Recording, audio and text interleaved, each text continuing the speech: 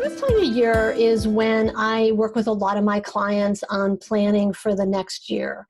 And I'm recording this in November, and right now we're in the process of doing things like setting goals for the next year, looking at where do people want to work on their business in the next year, and especially we're paying attention to what's your financial plan for your business? Like, what is your profitability goal?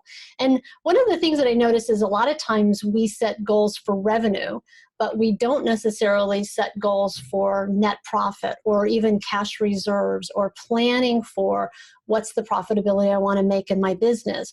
A lot of times when I talk with people about this, I often ask, like, so do you have an operating budget for your business when people first come and work with me? And oftentimes the answer is no. And a lot of times when I dig a little bit deeper, the question that seems to come up is that, well, I don't know how to do it, or that I set goals and then I don't reach them and then I'm disappointed, so why bother? And I have a completely different point of view about doing a budget for your business. And I look at it like it's no different than when you're planning for making a profit on a project. So when you bid a job, you bid it with the intention of making a profit. So you look at, how am I going to make a return so that I can cover the costs of running my business, but also so that I can have some profits left over. And what I have found is that when we take that same approach to doing budgeting for our businesses, we can create way more profitability and an intentionality about planning for profits. And so, why is that important? Well, for me, it's way more than just numbers that exist on a piece of paper. I see that doing an operating budget is the most direct path to building the profitability that you want in your business. When I talk about profitability of your business, I mean being able to have money to do several different things. One is invest money back into your business and being able to grow your business. Another thing is being able to, maybe it's that you want to be able to have profits so that you can do profit sharing and compensate your employees, or maybe to be able to do generous bonuses. Or maybe it's that you need the money and profits to be able to finance your obligations, your debt, right? Maybe it's that you simply want to make more money that you can put in your bank account and have more cash. Maybe it's investing into your retirement account. Maybe it's that when you reach a certain profitability that you can offer more benefits to your employees, right? There's lots of different things that fuel and drive what we want to do with our profits. And so when you can think about it and think beyond just the revenue, right, which is oftentimes where we stop when we set financial goals for our business, but that we actually set goals for gross profit margin, and we set goals for net profit, and we set goals for cash reserves. And I'm going to walk you through each of these. But when we can be intentional in planning that way, you can start to look at, well, what do I want to create? Right? So always the first step is deciding how I would like it to look. And then looking at, well, where am I now? And how do I build the path to getting from where I am to where I want to be? So what I want to talk with you about today is, how do you identify the big goals of your business and first just establish that? And then how do you build an operating budget for your company? And so what I'm going to do is walk you through a goal worksheet that I have, that I recommend that people use as a beginning point to start to look at, well, what are my goals for the year? So that when I start to build my budget, I have some goals that I'm working towards. And then what I recommend is that you actually then go build your operating budget. So your company operating budget. So then I'm going to walk you through some elements of what does that look like. So I'm going to share my screen. So what you can see on the screen is a company operating budget goal worksheet. So this is the very first thing that I do with clients, is we go through and we look at, what are your big goals? And then just start to identify and answer some questions that will help you start to formulate a plan. So when you look at doing budgeting, I look at it like it's not just numbers on a piece of paper. It's an opportunity for you to create a plan for what you want to do in your business in the coming year.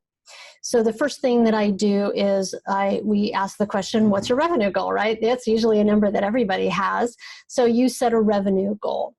So the next number that you want to set is your gross profit margin goal. And contractors live and die by gross profit margin. And I say that because creating a consistent gross profit margin or rate of return on the work that you do is critical to being able to manage a predictive profitability for your business. So I want to just talk about this term margin for a second.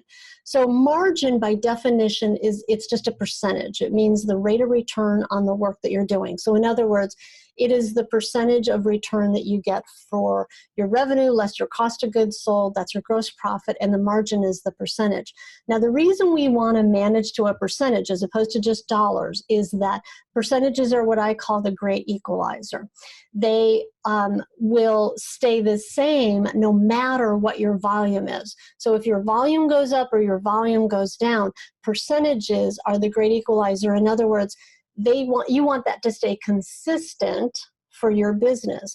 And depending on what type of business that you have and the size of your business, that gross profit margin could be anywhere from 14% to 40%, right? If you're a subcontractor and you do smaller jobs, it should be closer to 35 to 40%.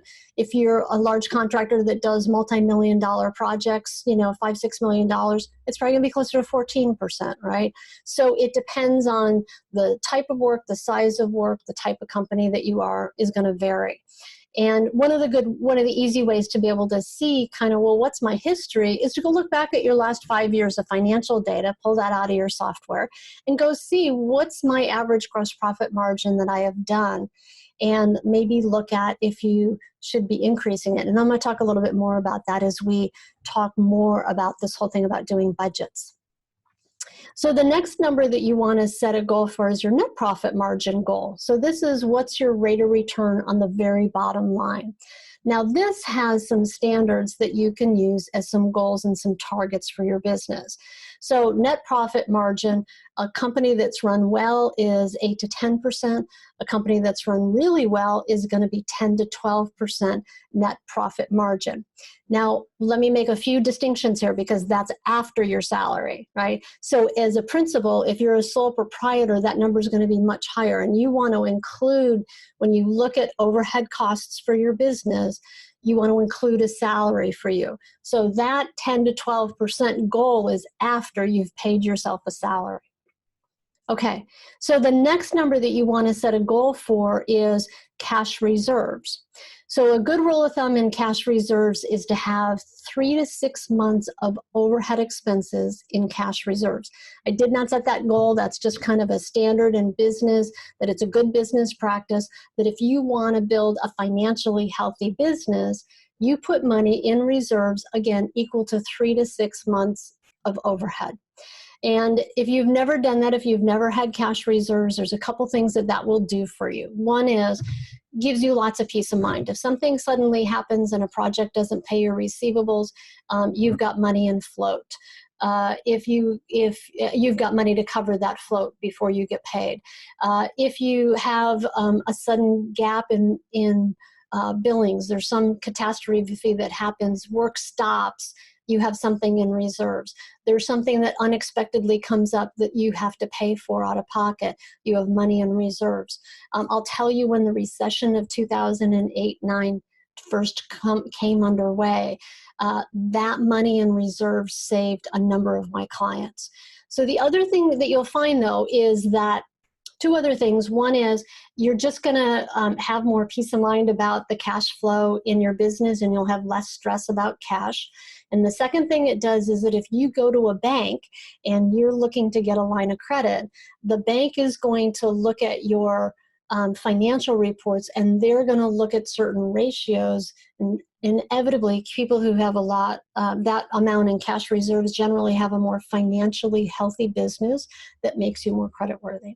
So those are just a couple of things to keep in mind about cash reserves and some goals that you might want to set about that. Now, the fourth number on here is, what do you personally want to be earning? If you're the business owner, What do you want to be earning in the business, and what do you want to take? And, this is an important number to identify for yourself, because a lot of times, especially if you're a sole proprietor, you look at, well, I get whatever's left over on the bottom line. And this is part of where I invite you to shift your thinking and being purposeful and intentional about planning for the profits that you want and planning for your financial health, for you personally as well as for your business. So choose a number, and then what you want to do is you want to create a plan around, how am I going to get to that number? So what we're doing here is if you're here today, what we're doing is we're saying, well, where do you want to be a year from now? What do you want to have gotten accomplished? So you can start to see that this whole process starts to have you thinking about, where do I want to end up, so that I can start to craft a plan that's going to help me get from where I am now to where I want to be. So then these next questions on here are geared towards helping you understand, well, what's it going to take to run my business, and what are the things that are going to impact the expenses and the costs of my business? What capital investments do I want to make, and so on. So let's go through these questions. Which office employees will get raises next year? So this is important. Or are you going to add staff, right? So that's going to add to your overhead expenses. And we'll talk about how you incorporate this information when you're doing budgeting. And are there any changes in the organizational structure in this next year? So will there be any adding of a new team, or will you be adding any new divisions, right? So if you're a contractor that does construction, but you want to add a service arm, will you be doing that? Because if you're going to add a service division, now that's going to require, I need more trucks, I need more equipment, I need tools, and so on, right? All those things can impact costs. The next one is the organization, number H, organizational structure or legal structure, going to change? So are you adding partners? Are you buying partners out? That could affect your legal costs. It could affect how much you need in cash flow, those kind of things. And then what projects do you have coming up that might require additional expenditures? So that could be things like new software. I'm upgrading my accounting software. I'm adding new technology. We need a new server. We're doing new trainings with the team, and so on. So those are all things that can increase the expenses of your business. And then what equipment, number J, what equipment might you need?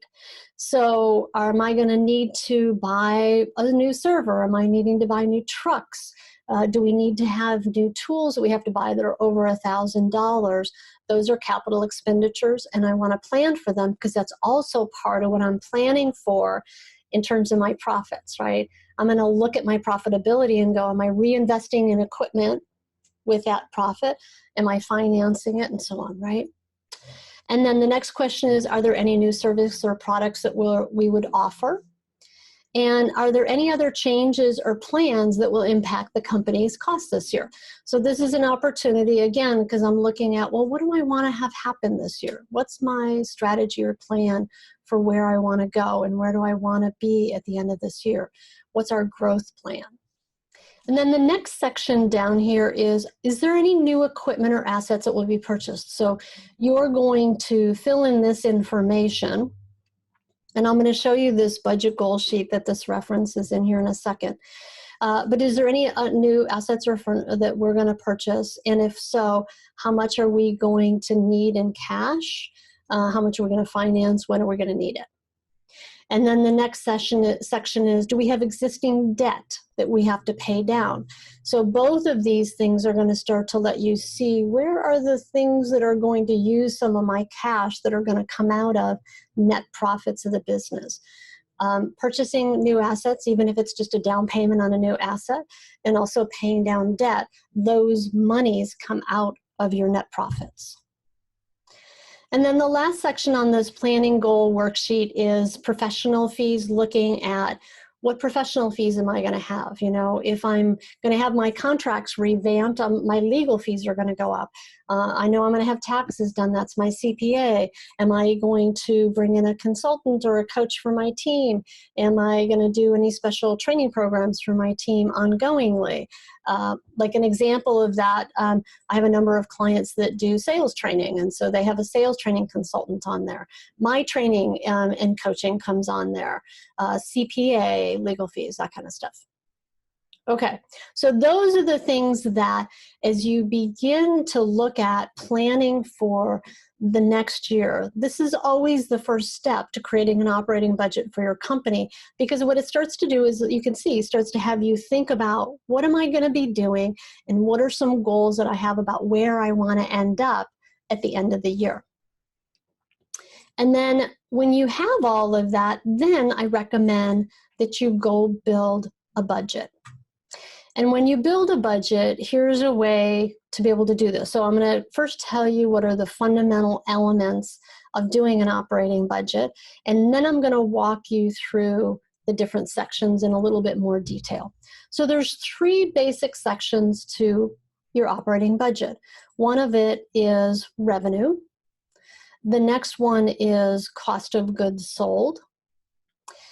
The next one is your gross, and your revenue minus your cost of goods sold is your gross profit dollars. That's this 2.3 million on here. And then your gross profit margin is your rate of return. And then you have overhead expenses. This is, overhead expenses are, what does it cost me to run my business? This is things like my office staff, my estimator, my office rent, utilities, marketing, business development, auto expenses, that kind of stuff. So that's the next section of my profit and loss statement. And then there is another section on here. I said there were 3, there's 4. Other income and expenses, things like, debt, partner distributions, which I'll talk about. And then we have overhead, total overhead expenses, and then net profit. So let me walk through each of these sections with you. So the next step after you've gotten your goal sheet completed is to actually go in and start to compile an operating budget for your company. Now you can see that what I have on my screen is a budget that has totals for what's my goal for 2020. Again, I'll walk you through each section of this. And then what is 2019? And what's the difference between it. So what I'm doing is I'm building a budget for 2020 here, and I'm going to compare that and put my 2019 projected numbers in here so that I can see where the difference is. Now, I do this because I always say that numbers in and by themselves don't mean anything. They mean something in relationship to something else. So one of the things that this budget is going to have meaning to is the goals that you just set on this goal sheet. So when you set the goals and you put a goal in here, those are the goal numbers that you're working for when you compile the budget. So that's the first place where the numbers come into play. So we set a goal for $6 million in this case for this company, and their revenue last year was $5.4 million, so you're going to go up $1.1 million. And then so revenue is usually pretty easy. Most people get revenue right off the bat. That's an easy number. Now let's talk about that other number that we've been talking about, which is your gross profit margin goal. This is where you're going to set a goal and make sure that you're going for a particular gross profit margin. And you'll notice over here that I have this section that says percentage of revenue. Well, cost of goods sold is directly proportionate to revenue. So if revenue goes up, costs go up. If revenue goes down, costs go down. So when we're identifying what is the cost for cost of goods sold, we're not really looking at fixed dollars. We're looking at it as a percentage of revenue. So I set goals for percentage of revenue for the cost of goods sold based on what the revenue was, the percentage was from the previous year. Now, one of the things that you'll notice is there's a new line item on this for this company that for employee health insurance. So the previous year they had no employee health insurance. In this next year, they're adding employee health insurance. So that's impacting their cost of goods sold. But one of the things that we've talked about is they can't have that cost come out of their profits. So one of the things that we identified is they're going to have to increase their prices for an employee so that they're charging more in their bids to cover that additional increased cost for overhead benefits for health insurance. So when we look at the percentage for health and for employee gross, for materials the previous year, actually I meant to have this be 17.55% because materials will probably stay the same, but labor is probably going to go down. So we're going to assume that labor is probably 33.5% because we just increased health insurance by 0.50%. Because we're still going for, in the case of this company, the goal is to do a 35% gross profit margin. So we're going to keep to that number, and we know that the cost of labor is going to go down as a percentage of revenue, not in dollars, right? Because you can see in dollars it's increasing. Of course it is. You're doing 1.1 million more in work. But what we're measuring here is as a percentage of revenue. So we're putting in that number as a percentage of revenue. And then we're looking at this key number down here, which is we're managing to gross profit margin. So again, gross profit margin, as contractors, we live and die by gross profit margin. So making sure that when you're setting goals and when you're estimating work, that you're going for that goal of that much margin. And that's really the way of making a consistent profit in your business. So we've got revenue goal, we got gross profit margin goal. Those were the first two numbers that we identified on our goal sheet. And then the next thing you're going to do is you're going to build your overhead budget. So one of the things that I look at, so overhead expenses are what it costs you to run your business. These are things like rent, utilities, telephone, right? We talked a bit about this a second ago. And here's how I look at this. There's three different ways to do budgeting for these types of expenses. They tend to be, first of all, more fixed in nature, and they tend to require more intentional and purposeful planning and thinking. Otherwise, expenses can kind of go wild. So there's three different ways to look at budgeting for overhead expenses. One is what's called zero-based budgeting. Zero-based budgeting is I am going to figure out what's my cost from zero. Like I'm going to go in and let's say for rent, I'm going to look at what am I paying for rent every month. I've got a lease. It increases in June. So when I take that increase into account, it costs me X number of dollars. That's what I'm going to put in here for my rent. But then I have other expenses that are like, let's say DMV fees, or well, let's use gas. It's not an exact science. I'm probably going to take last year and look at it and go, well, revenue's going up a certain percentage, so I'm going to increase gas expense by a certain percentage as well. So that's using historical information and adding some factor of increase to it. I'd probably do the same thing for utilities. And then there's things like insurance auto, where I'm going to look at what I've spent historically and also look at, it's usually a zero-based budget. I could figure out how much it's going to cost me for insurance. I can figure that dollar amount out. But then there's some combination between purely historical number and zero-based budgeting. And that's where you're going to use the goal worksheet that's going to help you identify some of those things. So that might be things like education and seminars. That's a great example. So what training am I going to do with my team? Where am I going to invest in education with my team this year? When I assess my team and I look at where people could use to improve skills, how much do we want to spend and where do we want to spend it? So that's that intentional, purposeful thinking about it.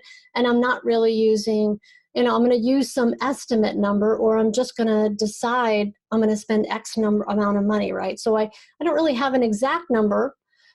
I'm not going to use historical information, but I'm going to plan for and think about and be strategic about where do I want to invest my money next year.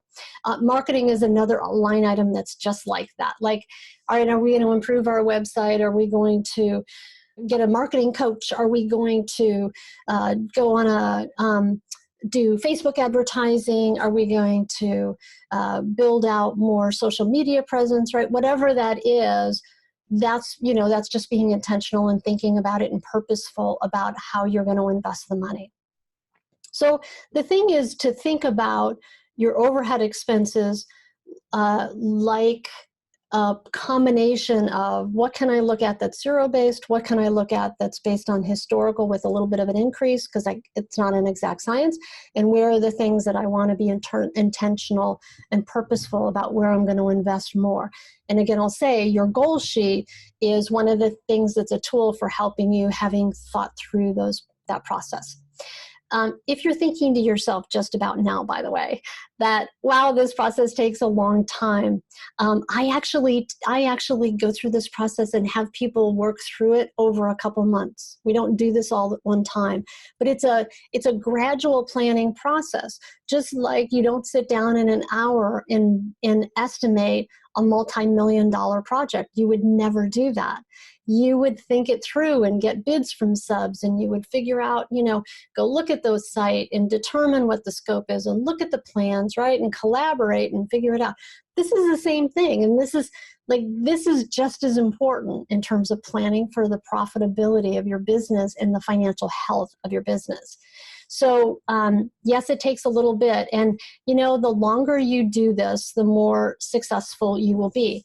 And so one of the large items on here that you'll notice is the biggest cost dollar item on here is overhead labor, payroll, general, and administrative expenses.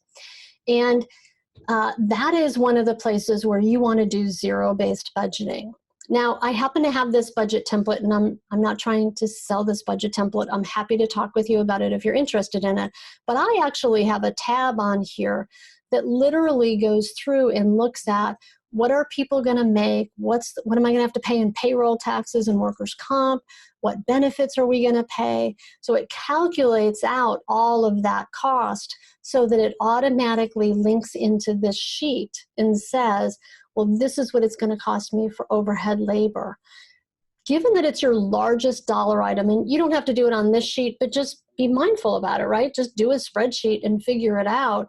What's your real cost going to be for your overhead labor, including your non-billable field time, so that when you are planning in this process, you're planning and being intentional about one of the largest line items that you have. So that's building out your overhead expenses. And then you can see that your income from operations, we have $808,000, 12.2%. And then built into this also, in this particular case, is partner distributions. So in this company, part of the officer compensation is also that they get distributions. And part of what I want you to be thinking about is that if you are a corporation or even a sole proprietor, you may not take all of your compensation in a salary, like a W-2 salary, but you take some of it as a distribution. Well, when you're thinking about what does it cost you to run your business, include that number in that plan so that you're accounting for it and still looking at, I'm making a certain goal of 10 to 12% net profit after my total compensation. And that's really how you want to think about it. So we have it built into here as a separate number that up above, there is an officer's salary of $400,000, and then we have an additional compensation for distributions of $30,000. So we have down here then total overhead cost, the total cost of running your business. It includes officer compensation. Total officer compensation is $1.5 million, and that leaves a net profit of $776,000. So that bottom line, if you remember, the goal that we said is that you want this to be minimally 8 to 10%, ideally 10 to 12%. I will say if you're a much larger company who does in the multi-digits of millions, that number may be lower because it's got a much higher dollar volume and you have lower gross profit margins. So I will say if you're 10 million and under, you should be able to turn that kind of a net profit margin in your business and still have your business accommodate a really healthy salary for you. So you can see that I can see this number, 776,000. I'm comparing it to the previous year of 694,000. It was around 12.8%. And my profit's going up by 81,987. So I'm going to talk about this number, this break-even percentage number in a second, but I'm going to go back up here for one moment. And remember, I said to you that numbers in and by themselves don't mean anything. They mean something in relationship to something else. So part of the things that we just talked about is that it means something in relationship to the goals I set. So if I set a goal for a certain amount in revenue, a certain amount in gross profit margin, and we talked about 35% in the case of this company, and a 10 to 12% net profit. So I know that I've met those goals. But let's say you go through this and you've asked for everything that you want, and you get down to the bottom line and it says 6%, and you're like, dang. And this happens, by the way. I always recommend to people that when you're building your operating budget, ask for everything that you want, and then go back and look at it and go, all right, well, how are these dollar amounts comparing to the prior year? And am I just spending too much? And where do I want to cut expenses? So if I start up here under advertising and promotion, I'm spending $29,000 more. Now, it could be that I look at this and I go, well, I really want to do that because it's giving me an opportunity to enter into a market and build a momentum that's going to help me even more this year, really build a solid, strong base to be able to for sure hit that 6.6 million and maybe even a base for the following year.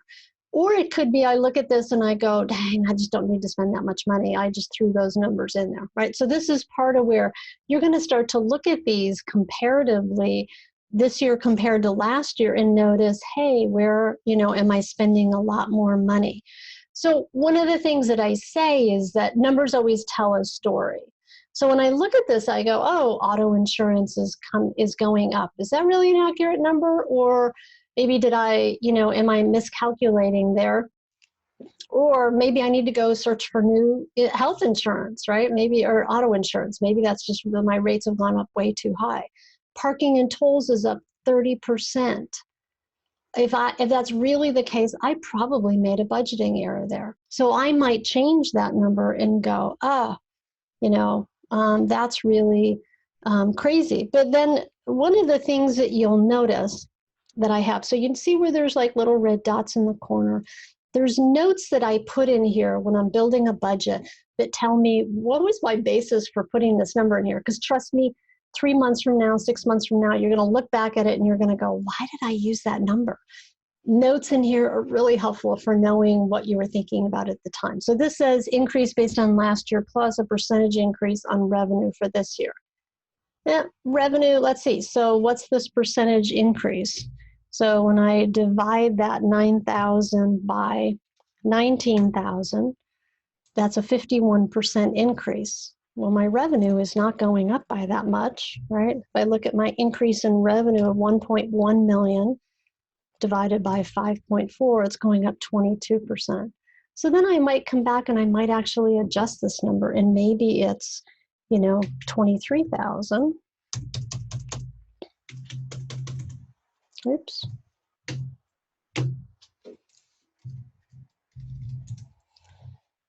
Now that's about a 20% increase, right? So maybe it's even 25,000 using the same percentage increase.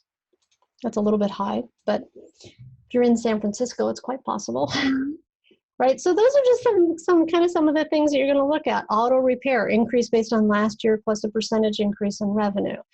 If I did the same thing and I looked at that, I go, well, that went up 12%. That's entirely possible. If I've got a fleet of vehicles and they're being used more, it's impossible if I'm adding more vehicles, right? Bad debt expense maybe goes up a lot because I know that, there's something going on. So again, I'm going to look at this budget versus actual, this change in the years, and just use it as my acid test for knowing, are there numbers that I want to adjust? Are there places where I just didn't take into account enough dollars and cents? So this is a great way to have one of the things I always say about numbers is that when you look at them and you put them down, then you're looking at them from one point of view. But if there's a way that you can look at them from another point of view, it becomes the acid test of, does that make sense? And to some degree, you probably do that when you estimate projects, right? You have some way of looking at it this way, but then also this way. to sort of double check what you're doing. Well, this is a way to do that with your operating budget for your company. So there's one more piece I want to talk about on here, which is this line item that says break-even percentage. This is your overhead break-even percentage. So when you have completed your budget, the last thing that you want to look at on here, and I recommend that you look at this number regularly for your business, whether you do an operating budget or not. Your overhead break-even percentage is the number, the amount that you have to mark up your cost of goods sold just to break even, just to come out zero on the bottom line. So as you're planning, if you're planning and you're investing a lot more in your business, one of the things that you want to be mindful of is if you say, well, I'm not going to make 11% on the bottom line, but I'm going to make 4% because I'm investing in my business, can you pass along that cost to your customer? Because if you're not, it's coming directly out of your profits. So knowing what your overhead break-even percentage is really important as a contractor because it directly relates to that whole thing of your gross profit margin. So you need to take your cost of goods sold when you're estimating, right? When you're doing your estimates, you need to mark up enough to cover overhead just to come out at zero on the bottom line, and then mark up again to make a profit. So if you want to make a profit of 12% of 10%, you're marking up at roughly 12.5%. And I will include with this a chart that you can look up for that will help you with identifying what's the markup you have to reach a certain gross profit margin or net profit margin. So I just wanted to point that one piece out in here so that you are also paying attention to that number because it's critical for the gross profit margin of your business. So I'm going to stop sharing my screen. And I just want to recap what we have been talking about today in terms of planning for profits. Right? So if you want to have more profits in your business, to be able to invest back into your business, to be able to maybe do profit sharing, to be able to pay yourself more, to be able to have resources available to build cash reserves, to be able to invest in other ways in the growth of your company, then you need to make a certain amount of gross profit margin. And all we've been talking about today is how do you be intentional and purposeful about making a plan, identifying where you want to go, and then looking at where you are, and then making a plan for getting there by doing an operating budget. So your two ways of doing that are to do a goal sheet first to help you set some goals. And then the second thing is to do an operating budget for your company. And included in this post is a link down below that will let you connect to the budget goal worksheet that I have that will help you in terms of that first piece that we went over. I think that you're going to find it really helps you take this to the next level in your business and allow you to start making greater profits. Till next time. I hope you found today's video helpful. If you're ready to take your next step in your leadership journey and to build a great contracting business, I encourage you to check out my book, The Profit Bleed. And for a limited time, you can get my book for free. And you simply need to go to theprofitbleed.com/free. Thanks again for joining me for today, and I look forward to seeing you next time on The Profit Builder.